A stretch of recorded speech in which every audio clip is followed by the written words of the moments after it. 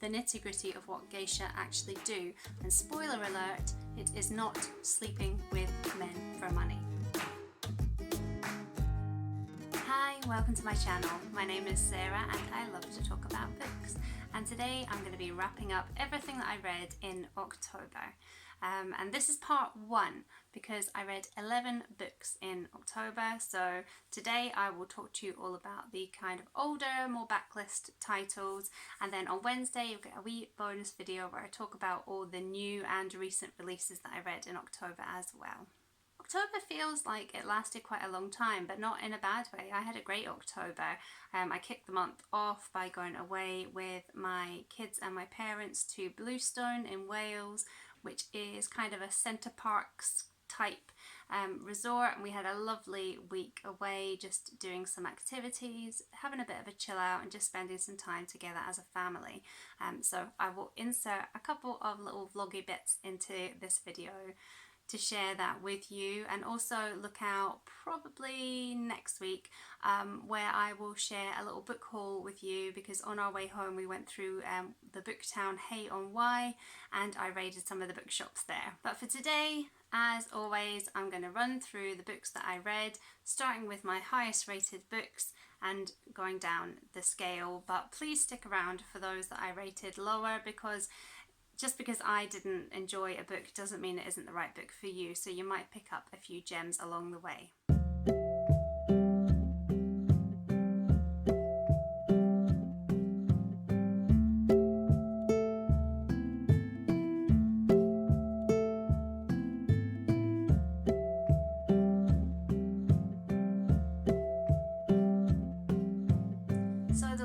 That I read in October happened to be my highest rated, and that was Blackbird House by Alice Hoffman, which I rated 5 stars. I mean, I knew a few pages in to this book that I was going to rate it a 5-star read, and that sense of wonder never left me the whole way through.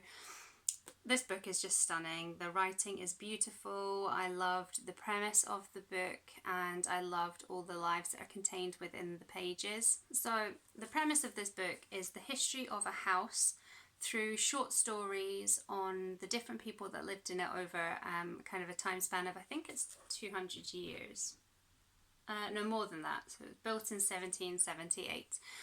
So this is kind of linked short stories and the link that holds them together. Sometimes there is more than one link, but the primary link is the house. And I really love that idea. My parents have always bought older houses and done them up, and so the history of a house and the stories that are contained within its walls have always been something that really fascinates me. So that is probably why I picked up this book in the first place. It had been sitting on my shelves for quite a long time, but I'm so glad that I finally got to it. So we start off with the man who built the house, and him and his son are lost at sea, and then we go through all the different people who have lived in the house. So there are some really heartbreaking and sad stories in here. There's heartbreak, there's illness, there's suicide, there's families fragmenting.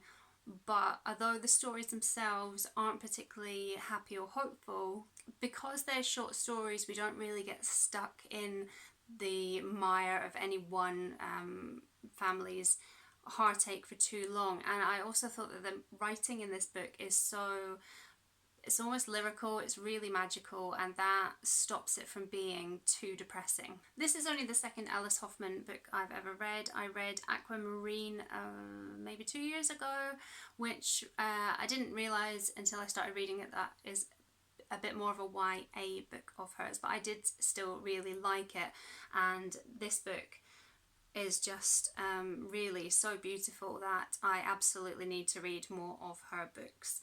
I know she wrote Practical Magic. I've never seen the film and I've never read the book, so that could be something that is in my 2021.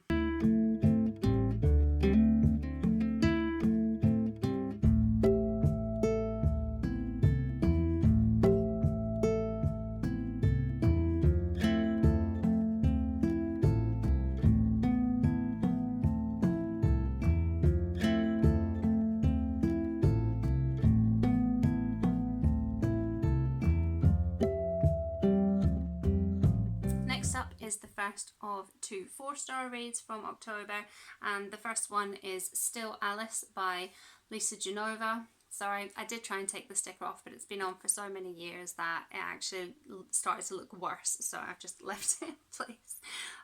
So I am not a savvy enough reader to be the sort of person that compiles books to match the season, so I hadn't picked any scary or Halloween sort of books for October, but this book is probably the scariest book that I've ever read.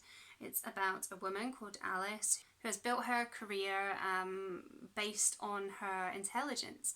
She's a linguistics professor at Harvard. Her husband is also a professor.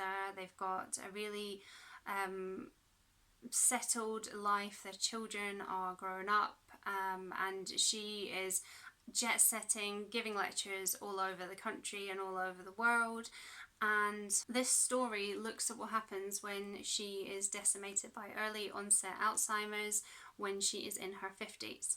And to me, what can happen to our minds, particularly when it comes to things like dementia and Alzheimer's, that is far more terrifying than any ghost or serial killer would ever be. I'd heard good things before getting into this book, and I know that the author is I think a PhD in neuroscience, so I knew that I was probably going to be in good hands with this, because that was really important to me.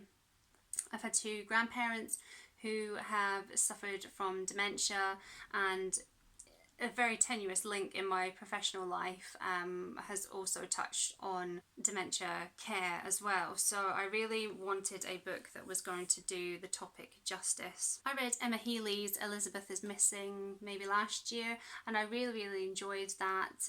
That is told from the perspective of a woman with dementia, and I thought that was really interesting. It was the first time that I had seen that portrayed in a book. But this is far more focused on the progression of the illness and Alice's experience of that, whereas in Elizabeth is Missing is part of a mystery story where the dementia makes for an unreliable narrator. So when we first meet Alice, she is, like I said, an accomplished professor. Her adult children are establishing their own lives, and she's very respected in her field.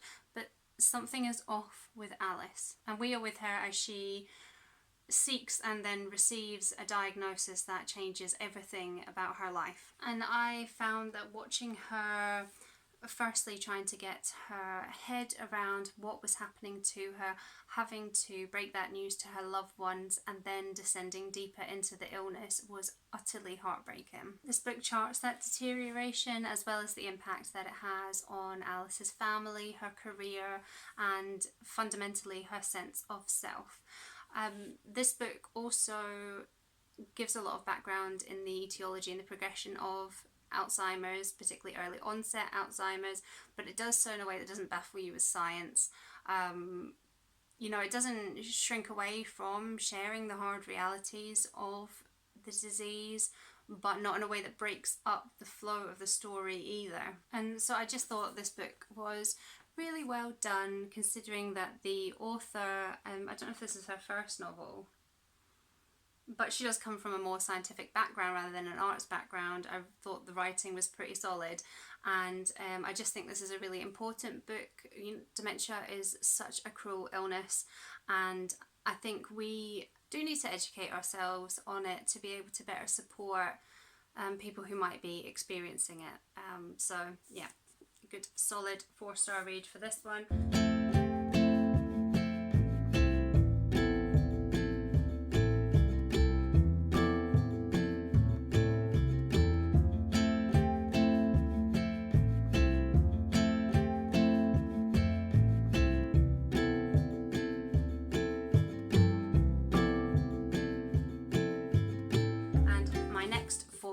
Read was A Visit from the Goon Squad by Jennifer Egan, and this is a book about the passing of time. So that's what the Goon Squad in the title refers to. We are all the people that we have been up until this point, but we can never go back to be those people again. Time keeps marching on. And so this looks at quite a vast cast of characters and how the passing of time has seen their lives develop. So it's less of a novel and more, again, a series of linked short stories. But these are more closely interconnected than they are in, say, Blackbird House. The characters are all linked in some way to the stories or the lives of the other characters. So the book opens with a kleptomaniac who is on a date, and she works for a record exec who, in another story, we learn that his ex-wife worked for a big kind of PR mogul, and in another story we learn that that PR mogul ruined her career with an accident at one of her parties that maimed her guests, and then later in life that PR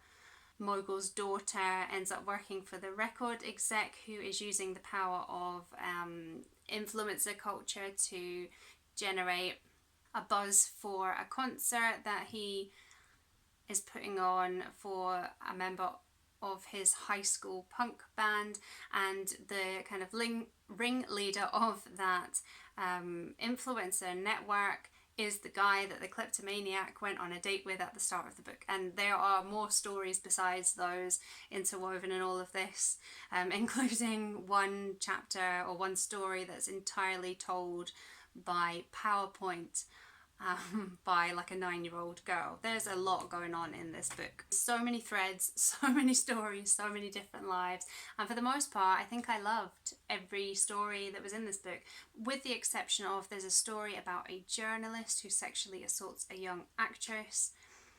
I didn't like that chapter. I didn't like his voice, I didn't like the way it was told, and obviously I didn't like the subject matter of that. And I guess as a trigger warning, if you're worried about that, his story is quite easily identifiable and you can skip that one without it being detrimental to your enjoyment of the overall book. But yeah, apart from that one, I really enjoyed most of these, all of these probably. And even if you struggle to remember who was who and how it all fits together, again, you could just read this like a series of short stories and I think you would still enjoy it. Pretty much no one in this book is having a good time, and there are a lot of unlikable characters in this, but at the same time most of them do have redeeming features, or at least have some sort of deep rooted reason for why they act the way that they act. And I really enjoyed the reading experience, even though we only see characters as, you know, from snapshots of their lives. I still felt that you got enough from those for them to feel really well rounded. And I've moaned recently about books that suffer for their structure. I'm thinking John Boyne's A Traveller at the Gates of Wisdom. This book doesn't feel like it suffered for the structure. I kind of feel like the structure just added that certain something to it, which I think is really hard to get right. So yeah, I really enjoyed this one.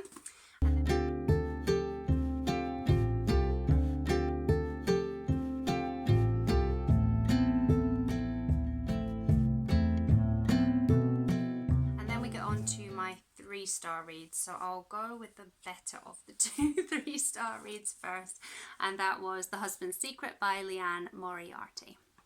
This is the second Lianne Moriarty that I've read. I've got the first I read was Big Little Lies. Obviously I absolutely loved that. I've got What Alice Forgot on my bookshelf upstairs, and I think I've got 9 Perfect Strangers as well, but I might be making that up. But yeah, like I said, I really liked Big Little Lies, so this book, I actually think this was a present from my mum, but I kept hold of it because it was a Lianne Moriarty, but what made me really want to read it was actually the premise. So Cynthia has found a letter from her husband that says it's to be opened in the event of his death, but her husband is still alive, and things conspire. She ends up opening it, and that letter contains secrets that have the potential to change not only her and her husband's lives, but those of other people around them. This book also tells the story of Tess, who has come home to the town that Cynthia lives in after a horrible betrayal by her husband and someone close to her, and it also tells the story of Rachel, whose life was changed completely by the unexplained death of her teenage daughter many years ago. These women don't really know each other, or they don't know each other well, but their stories become entangled in the small Australian town where they all live. So much like Big Little Lies, this book has some things that I'm guessing are kind of hallmarks of Lianne Moriarty's writing.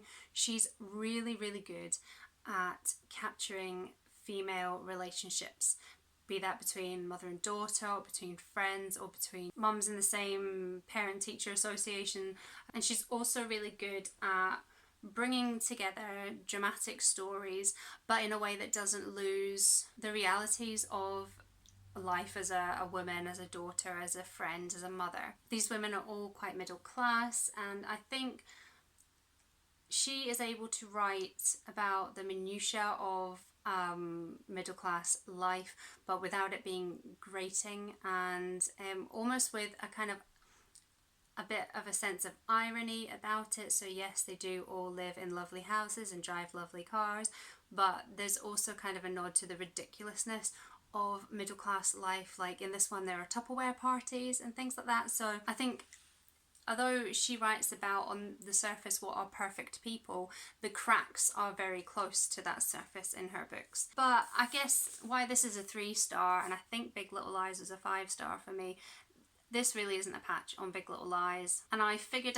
out what the big secret from the title was quite early on in the book. It was quite easy to guess. But, you know, I still really enjoyed it. There's something about Moriarty that makes me really enjoy books about people that I just would not normally be interested in reading about. She's very close to what I would class as... I don't really like using the term chick lit anymore because there is a big backlash against that, but I guess what I would have traditionally classed as chick lit, and it's stuff that I would not really ever touch, but for some reason I will if it's written by Lianne Moriarty, and I do still look forward to reading more from her. So although I've given it 3 stars, it's not a bad 3 stars, it's a fun 3 stars.